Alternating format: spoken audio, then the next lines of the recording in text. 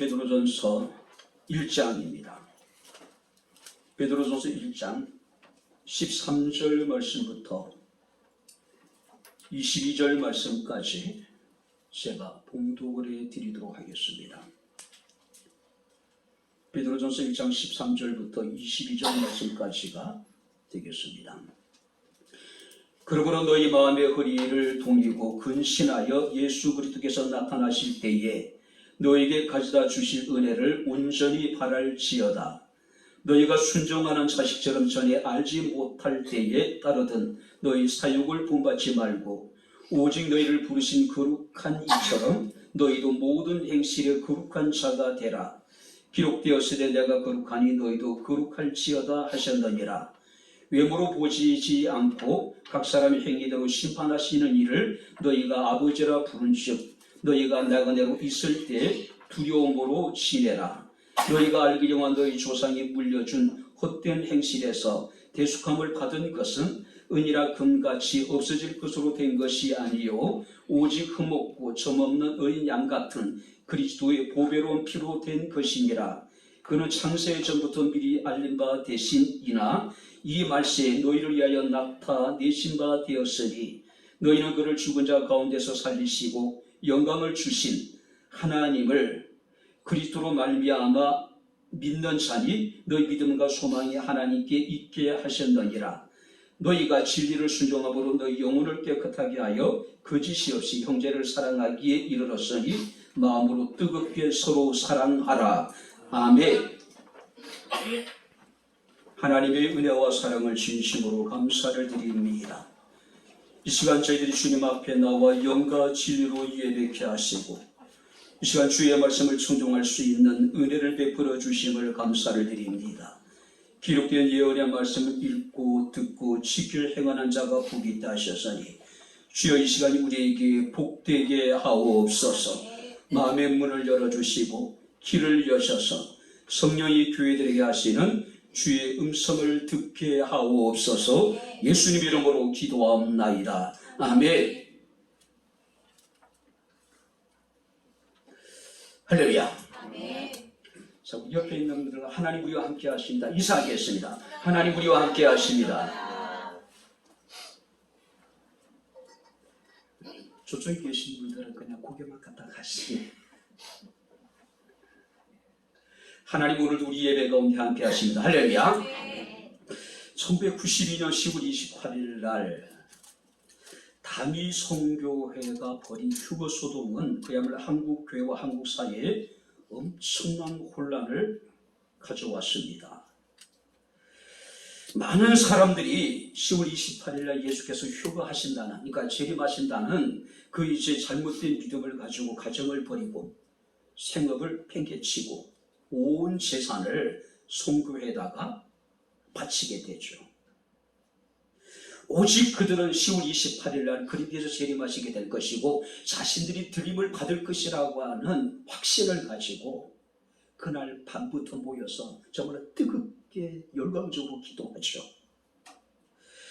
자, 10월 28일 자정의 휴거를 기다리는 사람들의 모습이 전 세계 언론에 보도되기도 했고, 자, 우리나라 지상파 방송들은 이제 그 주목할 만한 이제 그 교회에다 카메라를 이렇게 이제 설치해 놓고 이제 그들의 모습을 이렇게 이제 그 실시간으로 보도했던 그런 기억이 납니다. 자정이 가까울수록 그들은 정말로 미친 것처럼 부르짖는 모습을 제가 보았습니다. 그런데 자정이 딱 지나는 순간에 자, 그들이 어떤 일이 벌어졌을까요? 그들은 끝까지 미련을 포기하지 못하죠. 그리고 다시 부르짖습니다. 그런데 1시가 지나고 2시가 지나고 결국 그들은 휴거, 그러니까 드립을 받지 못했죠. 자, 예배당을 빠져나오는 그들의 모습 속에서 허탈함이라고 하는 것은 말로 표현할 수가 없었겠죠. 가정도 버렸는데, 생목도 버렸는데, 모든 재산을 전부 다 바쳤는데 이건 아니잖아요. 자, 이 휴거 소동은 한국 사회와 한국 교회에 엄청난 부정적인 영향을 미치게 됩니다. 특별히 한국 교회는 치유되기 힘든 깊은 상처를 입게 되죠. 자, 이 사건이 있기 전까지만 해도 한국교회는 이전에 폭발적인 붐은 아니었지만 그래도 완만한 성장세를 이루고 있었던 것이 사실입니다. 그런데 그 사건을 기점으로 해서 한국교회는 매년 지금까지 마이너스 성장을 이루고 있다고 하는 사실입니다. 물론 80년도부터 그런 조짐이 있었던 것은 사실이죠. 신군부의 등장, 그리고 신군부에 대한 한국교회의 여러분 지도자들의 어떤 그런 잘못된 어떤 처신, 그리고 80년 민주화 과정에 있어서 무기력한 한국교회의 모습은 청년들로 하여금 교회 등을 돌리게 한 것이 사실이었습니다. 학생운동을 하는 사람들은 한국교회에 대한 경멸, 어떤 증오하는 모습까지도 때로는 보이기도 했던 것이 사실입니다. 이렇게 휴거 소동은요, 어찌됐든 간에 어떤 조짐을 보이고 있는 정체 현상에 사로잡힐 수 있는 한국교회의 치명타를 먹이게 되게 되는 것이죠. 또 하나 여러분들이 부정적인 영향이 뭐냐면은 이제 많은 그리스도인들이 종말에 대한 부정적인 시각을 갖기 시작을 했다는 겁니다. 자, 그 사건 이후에 종말에 대한 이야기를 하면 이상한 목사로 취급을 받았고 그런 교회는 이상한 교회로 치부되기도 했습니다. 그리고 목회자들도 종말에 대해서 설교하는 것이 굉장히 불편하고 부담스러웠던 것이 사실입니다. 자, 그러나 성경은 끊임없이 예수께서 다시 오신다라고 우리에게 수없이 말씀하고 계십니다. 예수께서도 직접 말씀하실 뿐만 아니라 주의 제자들 역시도 한결같이 그리스도의 재림에 대해서 우리에게 말씀하고 있습니다. 그런데 그 때와 그 시는 절대적인 하나님의 주권에 속한 것이라고 말씀을 하고 있습니다. 자, 요한계시록 20장 20절 말씀을 보게 되면 사도 요한은 이것들을 증언하시니가 이르시되 내가 진실로 속히 오리라. 아멘. 주 예수여 오시옵소서. 요한계시록 맨 마지막 절이 뭐냐면은 내가 진실로 속히 오리라고 하는 사실입니다. 그 음성을 듣고 사도 요한이 고백하기를 아멘 주 예수여 오시옵소서. 한번 따라 보시기 바랍니다. 아멘. 주 예수여 오시옵소서. 이것이 종말론적인 신앙이에요. 현대 우리의 신앙은 종말론적인 신앙이 되어져야 됩니다. 주님께서 다시 오시게 될 것이고 우리는 그의 오심을 우리가 기쁨으로 맞이하게 될 것이고 또 죽은 자는 영광스러운 몸으로 부활하게 될 것이고 우리는 하나님 나라를 유업으로 받게 될 것이고 하나님이 우리를 위해서 예비하신 더 좋은 것을 선물로 받게 될 것이라고 하는 종말론적인 믿음, 신앙이 우리의 신앙이 되어야 돼요. 자, 오늘 이제 베드로 전서는요, 믿음으로 말미암아 고난을 당하고 있는 흩어져 있는 그리스도인들을 위로하기 위해서 쓴 편지입니다. 특별히 본 말씀을 보게 되면은 베드로는 주님이 다시 오심을 증언하면서 그가 다시 오실 때에 우리에게 가져다 줄 은혜가 있대요. 그 은혜를 온전히 우리가 사모하고 그 은혜를 온전히 우리가 바라보라고 말씀하고 있음을 보게 됩니다. 그래서 13절 말씀 우리 다시 한번 같이 읽겠습니다. 그러므로 너희 마음의 허리를 동이고 근신하여 예수 그리스도께서 나타나실 때에 너희에게 가져다 주실 은혜를 온전히 바랄지어다. 자, 현대인 성경은 이렇게 번역했습니다. 여러분은 마음을 가다듬고 정신을 바짝 들이고 예수 그리스도께서 다시 오실 때에 주실 은혜를 기다리십시오. 마음을 가다듬고 정신을 바짝 차리고 주님께서 다시 오실 때 우리에게 주실 선물이 있대요. 그 선물을 기다리란 이야기예요. 자, 예수께서 여러분들이 다시 오실 때 우리에게 주실 은혜, 우리에게 주실 선물이란 구체적으로 무엇일까요? 그래서 부활입니다. 그리고 하나님의 나라를 유업으로 받게 될 것이라고 하는 겁니다. 그것을 위해서 사도 베드로는 마음의 허리를 동이라. 자, 여기서 동이다라는 이야기는 결합하다, 묶다, 띠를 매다, 긴장하다, 어떤 자세를 치하다라는 그런 뜻을 가지고 있습니다. 어떤 의미냐면은 일꾼들이 본격적으로 일을 하기 위해서 허리를 동여매라는 이야기입니다. 우리가 다름질을 하기 위해서 허리를 단단하게 묶으라는 이야기예요. 바로 이 의미는 우리가 마지막 때를 준비하는 성도들이 영적으로 깨어 있어야 될 것을, 영적으로 우리가 긴장되어야 될 것을 우리에게 말씀하고 있는 겁니다. 근데 오늘 우리들은 어떻습니까? 신앙생활에 긴장감이 없는 겁니다. 간절함이 없는 거예요. 절박함이 없는 거예요. 그죠? 제가 안양대학 신학연구원에서 공부를 할 때 고신대 총장이었던 황창기라고 하는 분이 이제 강의를 한 과목을 담당을 하셨습니다. 이분이 이제 강의 도중에 자주 그런 얘기했습니다. 신앙의 최후 우리가 주일의 성수래요. 예배예요. 우리가 참 그리스도인이라면 주일 성수의 생명을 걸어야 된다는 겁니다. 예배의 생명을 걸어야 된다는 거예요. 이것이 신앙의 최후의 불이에요. 이게 무너지면은 신앙이 끝이라는 이야기입니다. 그런데 오늘 우리에게 이런 긴장감이 있습니까? 간절함이 있습니까? 절박함이 있습니까? 우리가 주일을 빠지고 예배를 빠져도 전혀 우리 마음속에 거룩한 부담감이 없는 거예요. 거룩한 불편한 마음이 없는 겁니다. 이거 상당히 심각한 문제죠. 그죠? 자, 마음의 허리를 동이라고 말씀을 하고 있습니다. 긴장된 상태에서 항상 깨어 있으라는 이야기죠. 준비하고 있으라는 이야기죠. 왜냐하면 언제 주님이 오실지 우리가 알지 못하기 때문에. 자, 뿐만 아니라 여기서 근신하라고 이야기를 합니다. 두 가지 의미를 가지고 있습니다. 첫 번째는 뭐냐면은 취한 상태에서 깨어나서 제정신으로 돌아가라. 여기 보시기 바랍니다. 지금도 몽롱한 상태 속에서 혹시 예배를 드리고 계신 분이 계십니까? 깨어나란 이야기예요. 좀 제정신으로 좀 예배를 드리라는 이야기입니다. 자, 뿐만 아니라 여기서요, 정신을 차리고 절대 방심하지 말고 맑은 마음으로 하나님을 기다리란 이야기예요.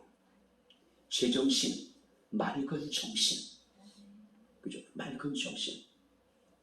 자, 그래서 사도 베드로는 베드로전서 4장 7절에 이르기를 만물의 마지막에 가까웠으니 그러므로 너희는 정신을 차리고 근신하여 기도하라. 한번 따라해 보시기 바랍니다. 정신을 차리고 근신하여 기도하라. 할렐루야. 제발 좀 정신을 차리고 근신하는 마음으로 하나님 앞에 기도하고 하나님께 예배를 드리라는 이야기예요. 뿐만 아니라 베드로전서 5장 8절 말씀을 보게 되면은 근신하라 깨라고 말씀하십니다. 왜냐하면 너희 대적마귀가 우는 사자같이 두루 다니며 삼킬 자를 찾고 있대요.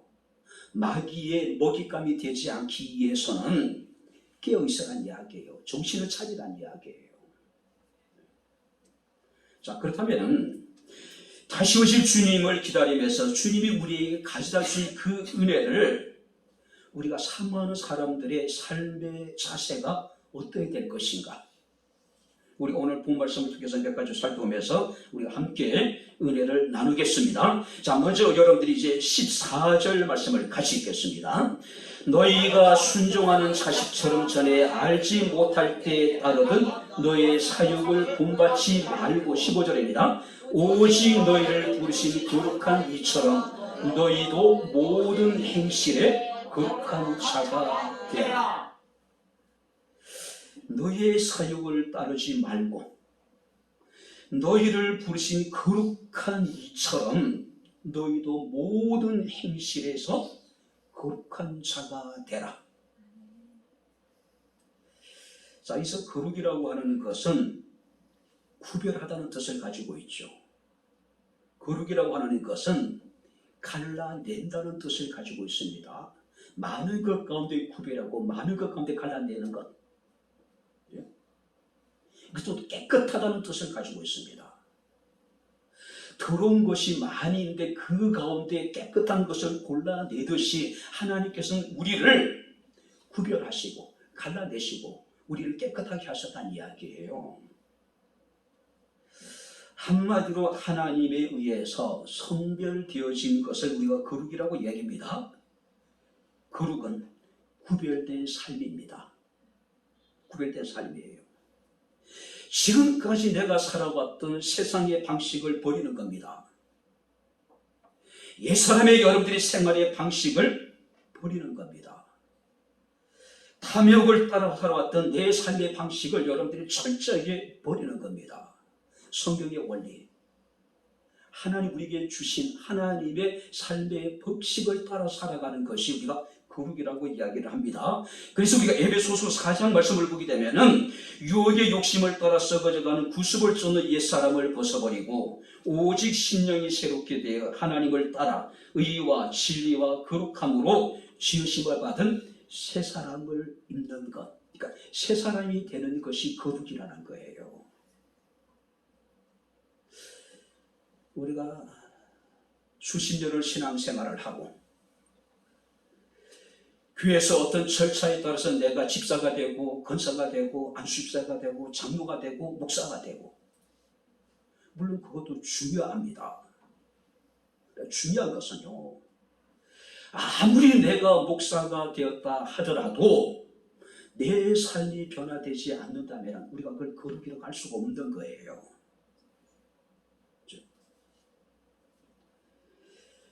오늘 사도 베드로는 14절에 그것을 전에 알지 못하던 때에 따르던 사욕을 본받지 말고 사욕을 버리고 이제는 새 사람이 되라는 이야기예요. 자, 여기서 신자들의 도덕적인 기준, 도덕적인 표준이 누구냐면은 하나님이라고 말씀을 하고 있습니다. 너희를 부르신 이처럼 너희도 모든 행실에 있어 거룩하라. 하나님처럼. 자, 베드로는 그 당시 신자들에게 하나님의 거룩에 해당되는 완전한 거룩한 삶을 요구하고 있습니다. 이것은요, 당시 초대교회 성도들이 경건이 얼마나 강력했는가를 보여주고 있는 거예요.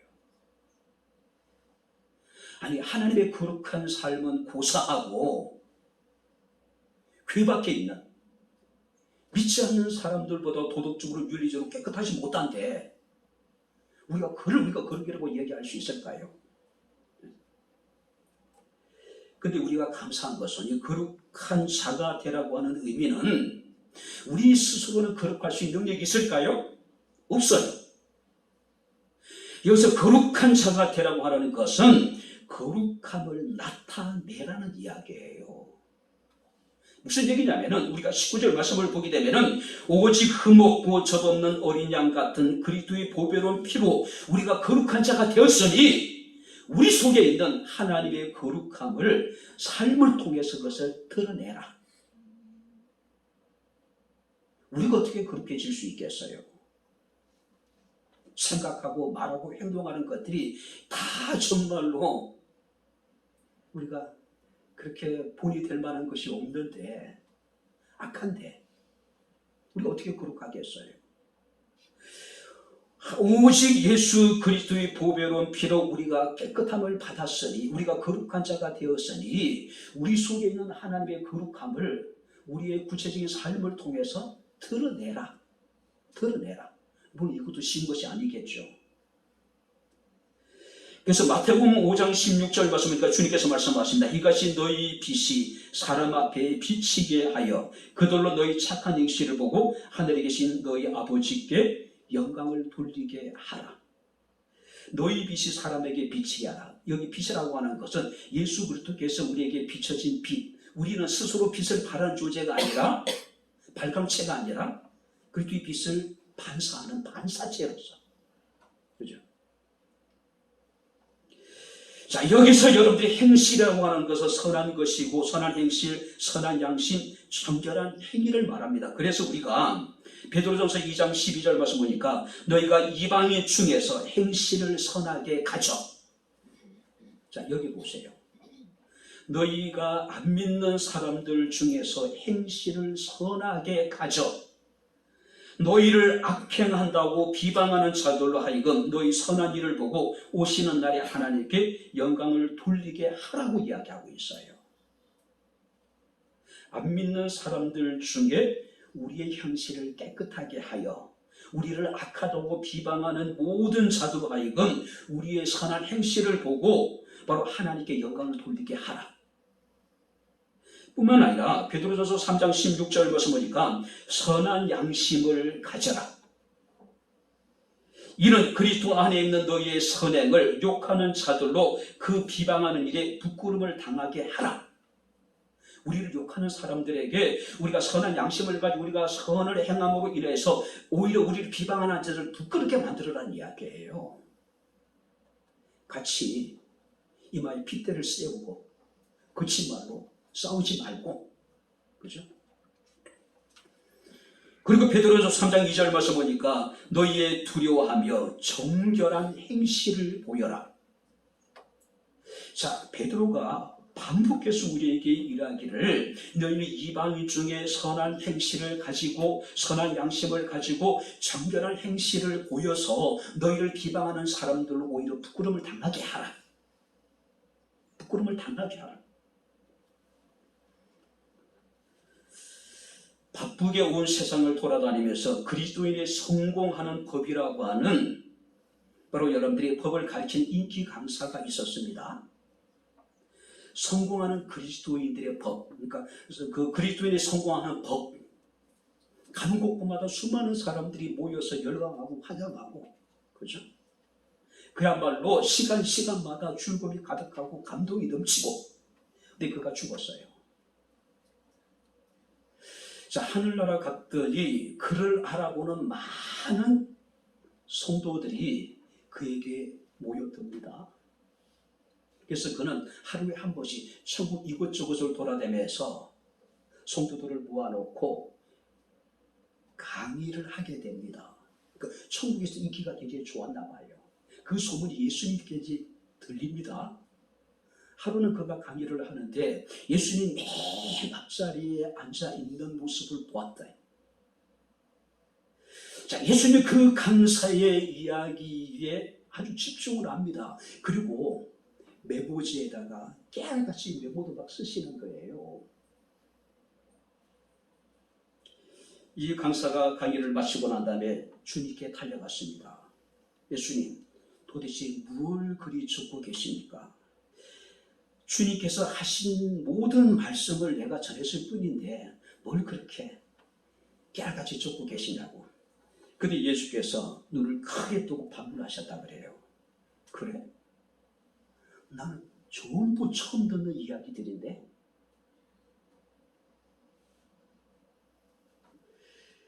그는 그리스도인의 성공의 법을 이야기하고 많은 사람들에게 즐거움을 주지만은 천국 가서도 그는 인기 있는 여러분들이 스타 강사가 되었지만은 그의 얘기는 스스로 생각하기를 예수님이 말씀하신 것을 자신이 전했을 뿐이라고 생각하는데 정작 주님께서 말씀하시기를 나는 전부 처음 듣는 소리들 뿐이다. 예수님의 말씀이 아닌 격가지에 집중하고 있는 사람들이 얼마나 많은지 모릅니다. 하나님의 말씀에 귀를 기울여야 되는데 본문이 내게 무엇이라 말씀하시는지 우리가 관심을 가져야 되는데 우리가 설교 마치고 나면 우리 기억 속에 남는 게 뭐냐면은 목사가 설교 중에 그 말씀을 좀 더 이해하도록 하기 위해서 여러분 이해를 들면 그것만 기억하는 겁니다. 그러니까 설교는 2번, 3번 반복해도 사람들은 몰라요. 근데 얘가 반복되면 지난번에 했던 얘기다 하고 이야기를 해요. 하나님의 말씀에 집중하시길 주 여러분으로 축원합니다. 할렐루야. 본질에 우리가 충성해야 되지 않을까요? 예수께서는 공생의 삶을 통해서 성도의 삶의 본을 보여주셨죠. 또 말씀을 통해서 우리가 어떻게 행해야 할 바를 예수께서는 다 가르쳐 주셨습니다. 주님의 가르침을 배우고 믿고 실천하는 것, 이것이 경건이고 이것이 거룩입니다. 여러분들이 거룩을 우리가 너무 여러분들이 우리와는 관계가 없는 것처럼 여러분 이해 있는 것으로 우리가 생각해서는 안 된다는 이야기예요. 예수께서 우리에게 말씀하신 말을 우리가 믿고 우리가 여러분들이 그것을 실천하는 것이 그것이 거룩이고 이것이 경건이라고 하는 거예요. 예수님께서 말씀하신 그대로 순종하는 것이 경건이고 예수께서 말씀하신 그대로 순종하는 것이 거룩입니다. 할렐루야. 아멘. 거룩을 어떻게 하라고 여러분 생각하지 마세요. 오늘 예배를 통해서 하나님 내게 말씀하시는 그 말씀을 우리가 그대로 순종하는 것이 이게 거룩이라는 거죠. 이게 경건이에요. 마치 가나 혼인 잔치에서 마리아가 종들에게 이르기를 주께서 무엇을 명하시든지 그대로 하는 것. 그들이 주님 말씀대로 순종하잖아요. 이게 경건이에요. 이게 거룩이에요. 오늘 우리에게 필요한 것이 무엇일까요? 열심을 갖는 것도 중요합니다. 그러나 열심보다 더 중요한 것이 거룩이에요. 사람들은 거룩을 도외시하고 열심만을 가지고 우리가 열심히 달려갑니다. 그런데 하나님께서 우리에게 궁극적으로 찾으시는 것은 하나님을 향한 거룩이에요. 경건한 마음이에요. 그죠? 어떤 상황 속에도 하나님의 자녀로 부르신 그의 뜻대로 살아가는 것, 모든 행실에서 하나님이 우리 그렇게 하셨는데 그 거룩하심을 여러분들이 사람들에게 나타내는 것, 이것이 주님께서 마지막에 다시 오실 때 그가 우리를 위해서 은혜를 여러분들이 준비하고 계신데 그 은혜를 받는 성도의 모습이 아닐까요? 두 번째 21절 말씀을 보시기 바랍니다. 같이 읽겠습니다. 너희는 그를 죽은 자 가운데서 살리시고 영광을 주신 하나님을 그리스도로 말미암아 믿는 자니 너희 믿음과 소망이 하나님께 있게 하셨느니라. 너희 믿음과 소망을 하나님께 있게 하셨느니라. 할렐루야. 아멘. 우리의 믿음과 소망을 하나님께 두란 이야기예요. 자, 여기서 소망이 하나님께 있게 하라. 자, 우리의 믿음의 근거가 뭘까요? 우리의 소망의 근거가 뭘까요? 바로 하나님은 예수 그리스도를 죽은 자 가운데 달리 살리셨고 그분은 우리에게 영원한 생명을 주신 분이기 때문에 우리는 그를 믿을 수 있는 것이고 그에게 소망을 둘 수가 있는 겁니다. 아멘. 이렇게 확실한 근거가 세상에 어디 있을까요? 이렇게 분명한 소망이 세상에 어디 있을까요? 단테의 소설 신곡에 보게 되면은 지옥 입구에는 다음과 같은 글귀가 적혀 있다고 합니다. 이곳에 들어온 자 모든 소망을 포기하라. 역으로 이야기하면은 소망이 없는 곳이 지옥이고 소망이 있는 곳이 천국입니다. 여러분들의 하루하루의 삶이 천국이 될 수 있기를 주 이름으로 축원합니다. 할렐루야. 아멘. 여러분들이 현재 어렵고 힘들지만은 그래도 불구하고 여러분들이 소망이 있다면은 여러분들이 지금 천국의 삶을 살아가고 있는 거예요. 아무리 경제적으로 여유가 있고 내가 원하는 것을 다 소유하고 얻었다 하더라도 소망이 없다면은 그 지옥 같은 삶을 살아가고 있는 거예요. 예전에 여러분들이 북유럽 그 1인당 국민 이렇게 소득이 가장 높은 나라들이잖아요. 그러니까 유럽에서 여러분들이 무덤까지 정부에서 모든 걸 다 책임져 주잖아요. 근데 자살률이 세계 1위였습니다. 왜 그랬을까요? 소망이 없는 거예요. 뭔가 여러분들이 기대 같은 것이 없는 거예요. 그러니까 결국 뭡니까? 삶의 허물을 느끼게 되는 것이죠. 그러니까 극단적 선택을 하는 거예요. 그리스도인이 가진 소망은 그리스도의 재림입니다. 그리고 믿는 자들의 부활입니다. 영원한 하나님의 나라입니다.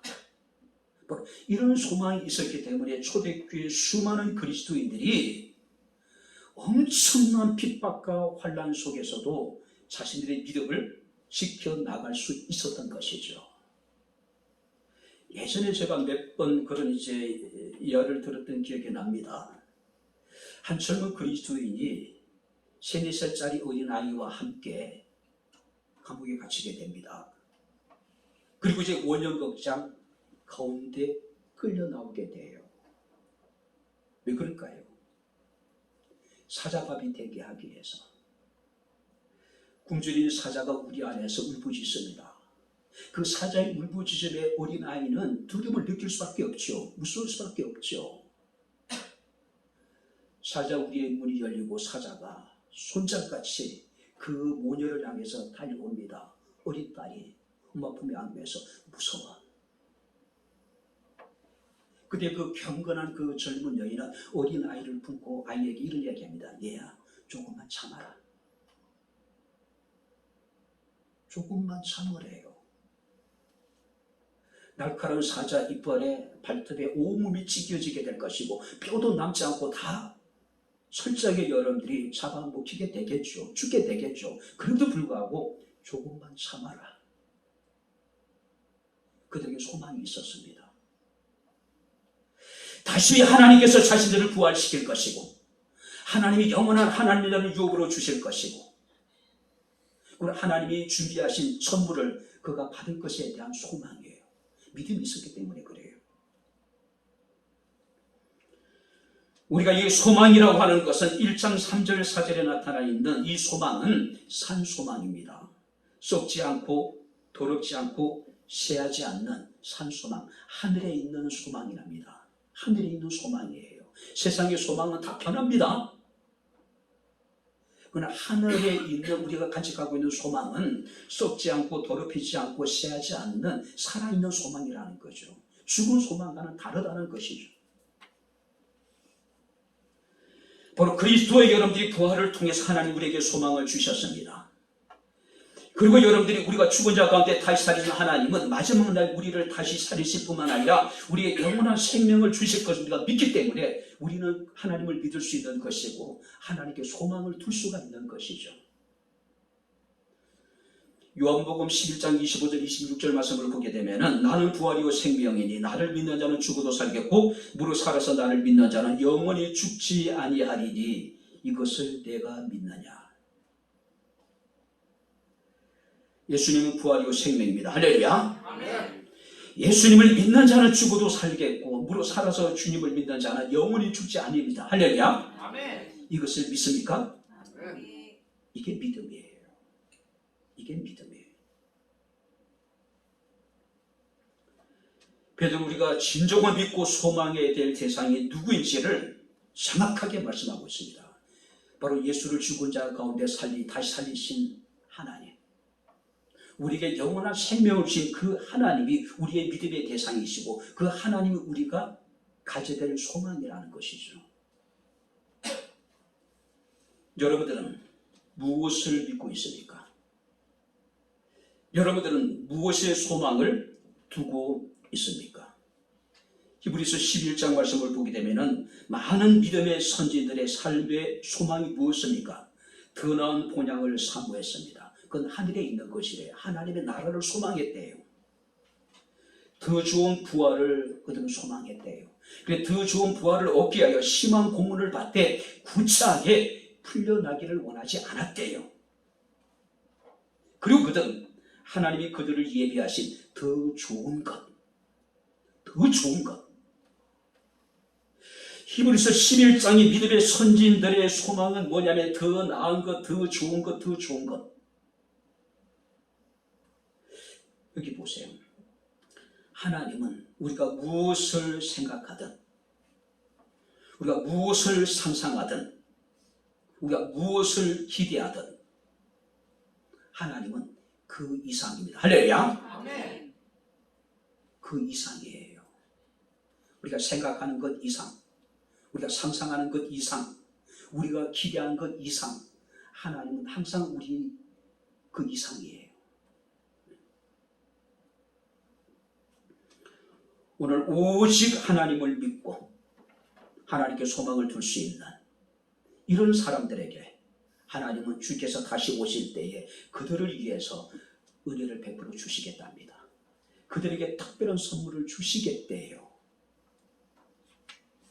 마지막으로 22절 같이 읽겠습니다. 다 같이 읽겠습니다. 너희가 진리를 순종함으로 너희 영혼을 깨끗하게 하여 거짓이 없이 형제를 사랑하게 이르렀으니 마음으로 뜨겁게 서로 사랑하라. 한번 따라 보시기 바랍니다. 마음으로 뜨겁게 서로 사랑하라. 형제를 뜨겁게 사랑하래요. 이 형제는 누굴까요? 믿는 자들입니다. 지금 이 시간 주님 앞에 나와 함께 예배를 드리는 우리 모두가 그리스도 안에서 형제 자매래요. 우리를 사랑하되 뜨겁게 사랑하래요. 우리가 서로 뜨겁게 사랑하되 서로 사랑하래요. 짝사랑이 돼서는 안 됩니다. 서로 사랑해야 돼요. 자, 여기 성경 말씀을 보게 되면 형제를 사랑하라고 말씀하십니다. 그런데 형제를 사랑하는 방법을 우리에게 교훈해 주고 있어요. 첫 번째는 뭐냐면은 상반절 말씀 보시기 바랍니다. 너희 영혼을 깨끗하게 하고, 우리 영혼을 먼저 깨끗하게 하고 형제를 사랑하라. 여기서 깨끗하게 한다는 의미는 간악한 흉계가 없고 불순한 동기가 없고 순전하고 진실한 마음으로 너희가 서로 사랑하라. 자, 이것을 거짓 없는 형제 사랑이라고 이야기를 하고 있어요. 거짓이 없는 형제의 사랑. 그 안에 그리스도인의 사랑은 그야말로 순전하고 진실한 사랑이 되어야 됩니다. 할렐루야. 어떤 동기가 있어, 원인이, 어떤 불순한 원인이나 동기가 있어서는 안 된다는 이야기예요. 아주 오래전에 이제 전도 대상자가 있으면은 대부분의 교회들이 굉장히 적극적으로 이렇게 이제 그분에게 우리가 이제 주의를 기울이고 집중하고, 그래서 많은 사람들이 이제 그때 이제 교회에 새롭게 나오는 그런 일들이 많이 있었죠. 근데 이제 한 분을 이제 집중이 우리가 이제 전도 대상자로 삼고 많은 분들이 관심을 가지고 그분을 교회로 인도를 했던 기억이 있습니다. 근데 이분의 생각은 달랐어요. 그가 이제 그때 어떤 이제 그 영업을 하고 있었어요. 그거는 단 하나의 목적이에요. 교회 등록한 나오니 많은 교회들이 적지 않는 금액에 그 물건을 드리게 됩니다. 전도 샀어요. 어느 정도 이제 교회들이 다 샀다고 느껴지게 될 때에 딱 그때부터 교회 발을 끊어버리시더라고요. 딱 그 목적이에요. 이제 오늘 성경 우리가 뭐냐, 영혼을 깨끗하게 하여 순진하고 진실된 마음을 가지고 우리가 서로하라고 말씀하고 있음을 우리가 보게 됩니다. 우리가 시편 55편 21절 말씀을 보게 되면은 그의 입은 우유 기름보도 미끄러우나 그의 마음은 전쟁이요 그의 말은 기름보도 유하나 실상은 뽑힌 칼이로다. 거짓된 사랑의 특징을 나타내고 있는 겁니다. 우유보다도 기름보다 미끄럽고 또 여러분들이 기름보다도 그 말이 굉장히 유하지만은 그건 거짓된 사랑이라는 것이죠. 들릴라를 향한 삼손의 마음은 어느 정도 진심이었을 수 있을 것 같아요. 조금이나마. 그런데 삼손을 향한 들릴라의 마음은 거짓이잖아요. 거짓된 사랑의 결과는 뭡니까? 파멸이에요. 예수를 향한 가룟 유다의 입맞춤은 거짓된 여러분의 사랑의 입맞춤이었습니다. 그 결과는 무엇일까요? 가룟 유다는 스스로 자살을 선택합니다. 그리고 몸과 영혼의 파멸에 이르게 되죠. 로마서 12장 9절 말씀에 보게 되면 사랑에는 거짓이 없다라고 말씀을 하고 있습니다. 뿐만 아니라 사도 요한 1서 3장 18절에서 자녀들아 우리가 말과 혀로만 사랑하지 말고 행함과 진실함으로 사랑하자라고 말씀을 하고 있습니다. 할렐루야. 아멘. 진실함으로 깨끗한 마음으로 우리가 사랑했으면 좋겠어요. 뜨겁게. 자, 여기서 뜨겁게 사랑하라는 이야기는 온 힘을 다해서 계속해서 노력해라. 때는 우리가 우리의 사랑의 해이에 빠질 때도 있죠. 사랑의 위기가 만날 수도 있습니다. 그럼에도 불구하고 온 힘을 다해서 계속해서 노력하라. 뜨겁게 사랑한다는 얘기는 그런 의미예요. 여러분들이 아무리 죽고 못 살아서 결혼해도 살다 보면은 삶의 위기가 찾아오잖아요. 금태기가 찾아오잖아요. 저는 결혼한 지 얼마 되지 않은데 집안이 정말로 밉더라고요. 진짜 미웠어요. 가라 그랬어요. 요한이가 또 태어난 지 얼마 되지 않았는데 정말 막 싸웠던 기억이 나요. 내가 짐 싸가지고 나가. 힘을 써가지고 나가라 그랬어요. 너무 싸워서. 아니 정말로 8년 가까이 연애를 하면서 정말로 뜨겁게 사랑했는데 그날 집사람이 침을 아마 주섬주섬 쌌던 기억이 나는데 근데 요한이가 어떻게 알았는지 그냥 자지를 치면서 울더라고. 그 어린애가 들어와. 마치 여러분들이 제가 상남자처럼 느끼는지 모르겠는데 나가라 그랬다가 애가 하도 우니까 들어와. 애가 누구에나 여러분 사랑의 위기가 찾아오지요. 근데 성경 우리에게 이야기합니다. 온 힘을 다해서 계속해서 노력하래요. 노력하래요. 이게 뜨겁게 사랑하는 겁니다. 베드로전서 4장 8절 말씀을 보게 되면 무엇보다 뜨겁게 서로 사랑할지니 사랑은 허다한 죄를 덮느니라. 뜨겁게 사랑하면 상대방의 허물도 상대방의 잘못도 다 덮여줄 수 있다는 이야기예요. 문제는 허물이 크게 보인다는 것은 내가 그를 정말 뜨겁게 사랑하지 못하기 때문에 그런 것이죠. 요한일서 3장 23절 말씀하니까 사도 요한은 그의 계명은 이것이니 곧 그 아들 예수 그리스도의 이름을 믿고 그가 우리에게 주신 계명대로 한번 따라해 보시기 바랍니다. 서로 사랑하는 것이라. 할렐루야. 뜨겁게 사랑하기를 바랍니다. 할렐루야. 뭘 없이 사랑했으면 좋겠어요. 서로요. 서로. 우리 옆에 있는 분들과 여러분 사랑합니다. 인사해 보겠습니다. 자, 사랑합니다. 사랑합니다. 사랑합니다. 사랑합니다. 그 사람 믿을 수 있을까요? 그 고백 여러분 스스로 확신할 수 있을까요? 서로 뜨겁게 사랑할 수 있는 우리 백향목의 성도들이 될 수 있기를 주 이름으로 축원합니다. 이제 말씀 마치도록 하겠습니다. 중국 사자성 가운데 도룡칙이라고 하는 말이 있습니다. 한 부자가 있었습니다. 근데 부자였는데 금술에 대해서 굉장히 관심을 가지고 있는 사람이었어요. 근데 어느 날 여행을 하는데 용을 잡는 금술을 가진 사람이 있다는 이야기를 듣고 그를 찾아가요. 3년 동안 열심히 이제 그로부터 금술 훈련을 받습니다. 그리고 이제 마침내 3년의 각고의 노력 끝에 도룡금법이라는 것을 익혀요. 그런데 그는 3년 만에 집에 돌아왔을 때에 그는 자신의 모든 재산을 다 이미 탕진해버린 상황이었습니다. 그에게 남은 것은 금 한 자루와 도룡금법 두 개밖에 남지 않았어요. 자, 모든 것을 다 잃어버렸지만 그래도 정말로 자신이 이 금을 가지고 자신이 가지고 있는 이 금법으로 용을 죽일 수 있는지 너무 궁금했던 거예요. 그래서 그는 금을 가지고 용을 찾아서 돌아다닙니다. 용은 세상에 존재하지 않죠. 전설의 동물이잖아요. 평생을 여러분들이 용을 만나기 위해 찾아다녔지만 그는 결국 용을 만나지 못하고 죽어버리게 돼요. 그래서 사람들은 상상 속에 여러분들이 전설 속의 용을 잡으려고 가산을 탕진하고 기껏 재주를 배웠으나 그것을 써먹을 데가 없었다 그래가지고 도룡칙이라고 하는 말을 만들게 됩니다.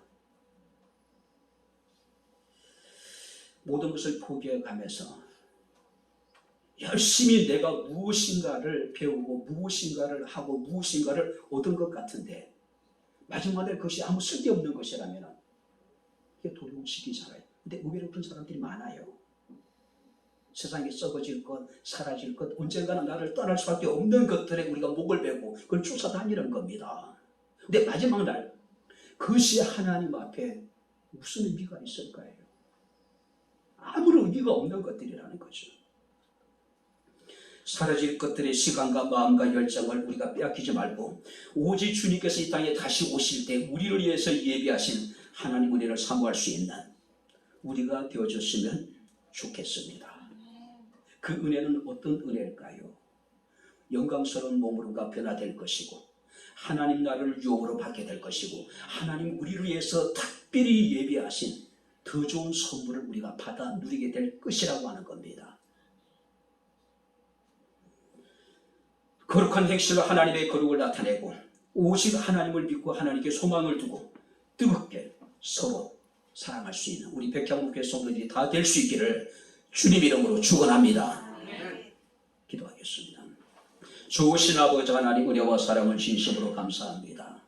사라질 것들에 대해서 허무한 것에 우리의 시간과 마음과 열정을 우리가 빼앗기지 아니하게 하시고 주님이 다시 오실 때 우리를 위해서 예비하신 하나님의 은혜를 사모하는 마음을 우리에게 주옵소서. 예수님 이름으로 기도합나이다. 아멘.